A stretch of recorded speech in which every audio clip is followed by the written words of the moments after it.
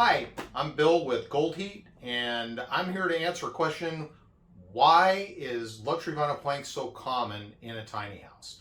Well, part of the reason is because it's used so much, the builders are familiar with it, and it makes their process streamlined to stick to one type of flooring. It's also common for resale. People are used to seeing it there. Installation, you don't have to have a perfect subfloor. Luxury vinyl plank is very forgiving of minor imperfections in your subfloor. It goes around cabinets and fixtures, which saves material, and later on it's much easier to replace because it just comes right up and the new floor goes right in. Living with luxury vinyl plank is super easy because it's waterproof. It's suitable to go in all the spaces through a typical tiny home. There's tons of visual options that look like tile, hardwood, cork, anything you can imagine. It's low maintenance and it's super durable. It works also fantastic with our black gold product.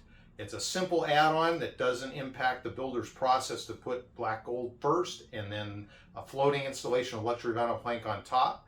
And if you happen to replace it later, the black gold stays in place. You just put your new floor right on top. And LVP doesn't need full coverage underneath of black gold because it lends itself to carry the warmth of radiant heat through the entire space.